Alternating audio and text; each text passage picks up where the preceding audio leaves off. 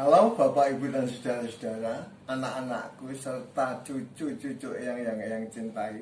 Berjumpa kembali dengan Eyang Kris di Tembang Mocopat dalam kitab Purwaning Dumadi.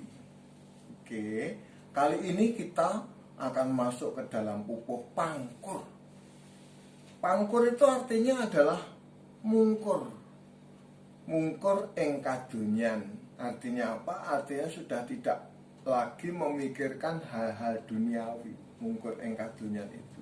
Jadi sudah membelakangi, ya sudah meninggalkan keduniawiannya. Ya. Itu adalah pangkur. Itu tadi kan setelah Durma ya, kemarin Durma sekarang pangkur. Pangkur ini, pupuh pangkur ini diciptakan oleh Sunan Derajat. Ya, Sunan Derajat. Sunan Derajat itu lahir di Surabaya tahun 1470. Masih saudara dengan Sunan Bonang, masih bersaudara, ya. Sebetulnya Derajat itu bukan nama beliau sebetulnya, tapi nama dari daerahnya.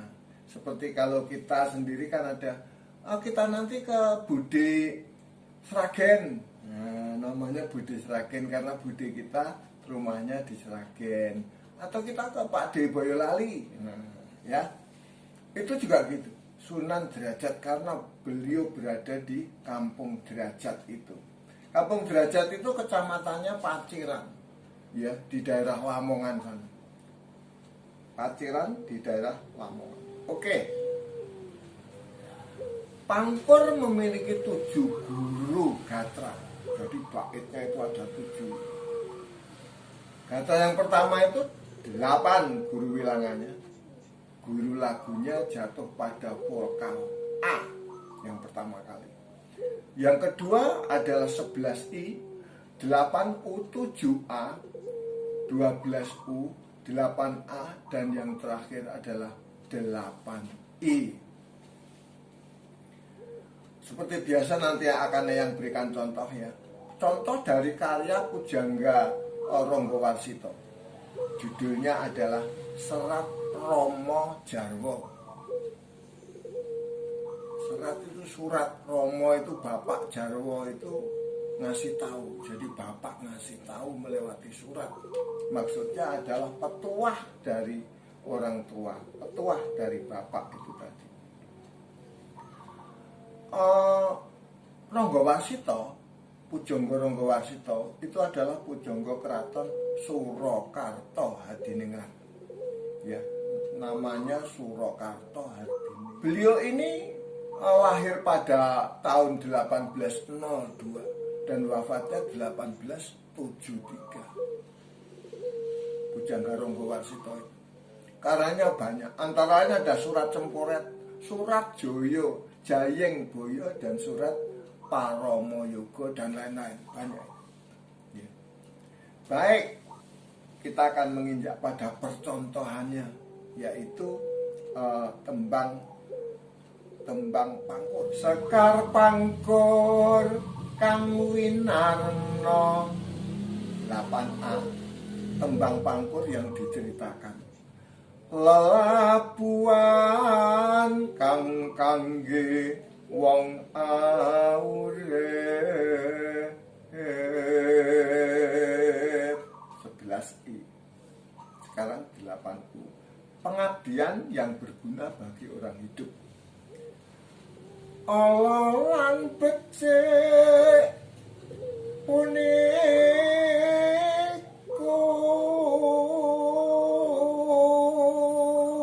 8U. Jelek dan baik itu. Prayoga kawruhana. 7A. Sebaiknya kamu mengetahui adat waton punika dipun kadulu. 12U. Adat istiadat hendaknya dilaksanakan. Adat istiadat hendaknya diketahui oleh kita, ya. 8A. miwah ingkang tata krama, dan juga tentang hal yang menyangkut tentang tata krama atau berupa tata krama. Den kaesti siang ratri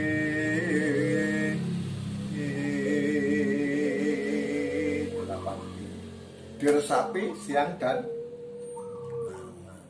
Oke, kita sekarang masuk ke dalam apa itu namanya, Kitab Purwaning Dumadi. Kitab Purwaning Dumadi pupuhnya Pangkur, ya, pupuh Pangkur. Babnya bab 3 ayat 22 sampai 24. Gusti Allah kya ngandika, Tuhan berfirman, ya kan? Manungsa wos jumbo pindha ingsun iki. Manungsa wos jumbo sudah sesuai, pindha bagaikan ingsun itu aku iki. Ngerti Allah becik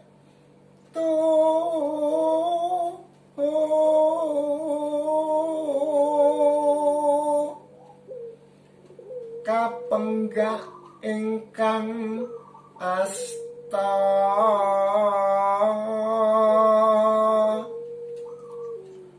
aja njupuk waing panguripan iki, banjur bisa kadahar bakal gesang ing salami.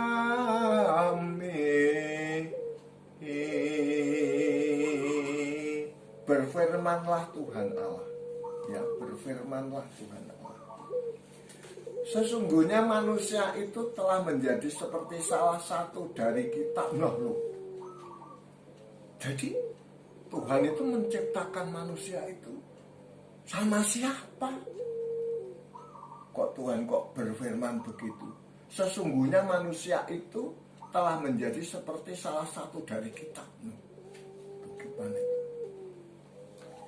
Kita tidak perlu, kita sebagai seorang Katolik nggak perlu kaget itu. Karena apa? Karena kita tahu, ya, di sana kita yang kita percayai, yang kita imani adalah kitab suci, tradisi suci, dan magisterium.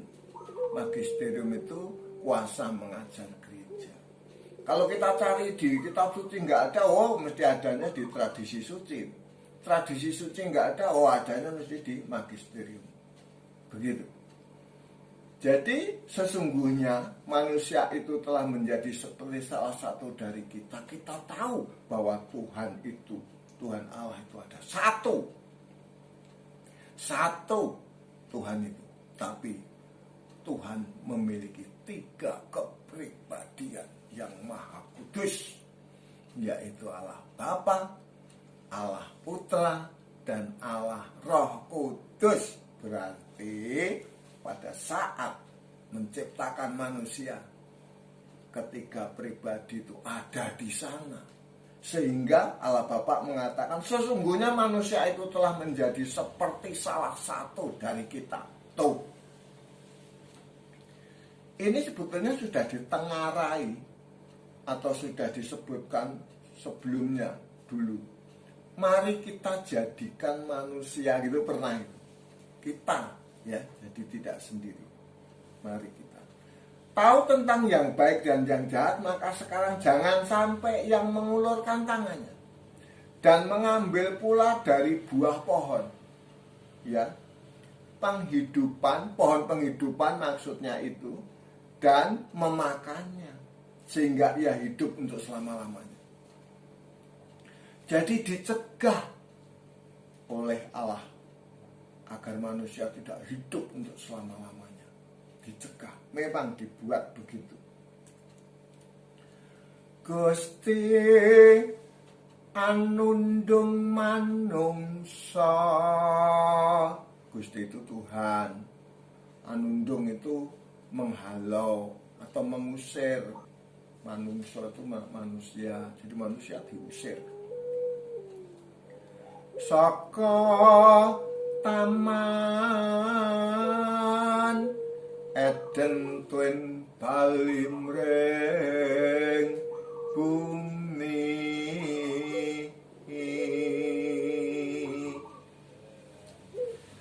Ngraksa Siti asalipun,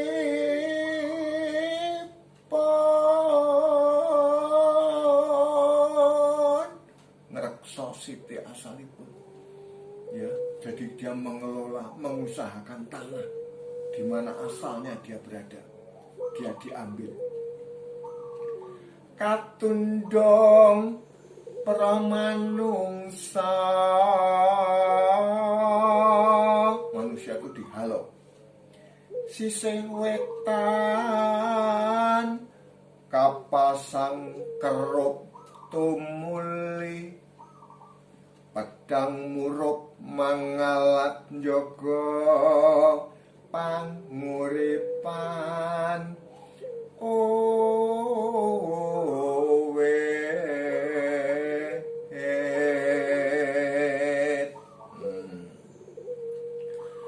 Lalu Tuhan Allah mengusir dia dari Taman Eden supaya mengusahakan tanah dari mana ia diambil.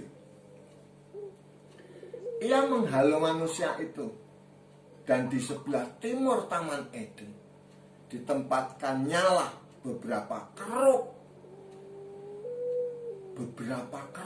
Nah, apa itu keruk? Keruk itu sebetulnya kalau menurut yang keruk itu pengunci, ya. Bahkan kalau orang sekarang itu mengatakan sekrup. Nah, keruk itu sekrup. Kayak peti mati, kalau kita lihat peti jenazah itu ada kerupnya 4 apa 6 biasanya. Terus bentuknya adalah salib, diputar gitu kencang ini bisa dikendarin gitu. Setelah ditutup peti matinya itu, ya, itu sekrupnya, itu kerupnya, kerup yang berbentuk salib. Kalau kita ingat apa itu pelajaran tentang tabut perjanjian. Tabut perjanjian itu kotak yang dibikin dari emas yang isinya 10 perintah Allah dan lain sebagainya, itu tabut perjanjian. Itu di atas tutupnya itu ada kerupnya. Tapi bentuknya kerupnya bukan salib. Bentuk kerupnya adalah manusia, orang, tapi ada suwiwinya, ada apa itu namanya, sayapnya saling berhubungan begini, dibikin dari emas. Tuh, itu kalau kerup atau pengunci yang ada di tabut perjanjian. Tapi kalau kerup yang dibikin oleh Allah di sebelah timur Taman Eden ini berwujud pedang yang menyala-nyala, berkobar-kobar, untuk menjaga jalan ke pohon kehidupan itu. Agar apa? Agar manusia tidak bisa masuk ke situ. Loh, manusia sudah dilempar ke bumi, kok bisa masuk ke situ? Karena kita semua salah paham waktu itu bahwa Taman Eden itu adanya di surga. Pada Taman Eden ada sungai Efrat, ada sungai Gihon, dan sungai Efrat, sungai Gihon, keempat sungai itu semua ada di bumi semua. Berarti Taman Eden adanya di bumi. Supaya manusia tidak kembali ke Taman Eden, jalan ke Taman Eden sebelah timur itu ditutup dengan kerup oleh Tuhan supaya manusia tidak kembali. Gitu ya. Mudah-mudahan benar ya, Eyang ya. Mudah-mudahan. Untuk apa itu kerup itu? Untuk menjaga itu. Karena di tengah Taman Eden itu kan ada dua pohon. Yang satu pohon pengetahuan yang jahat dan yang baik itu udah dimakan sama berdua itu. Dan yang satu lagi adalah pohon kehidupan. Kalau makan itu udah nggak bisa mati. Itu ya. Saya kira begitu video yang sekarang ini, dan kita nanti akan masuk ke dalam buku berikutnya adalah Megatron.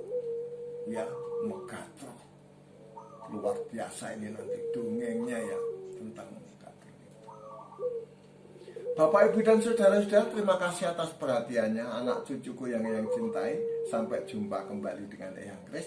Jangan lupa tapinya subscribe, like, and share ya, supaya kita bisa berjumpa kembali.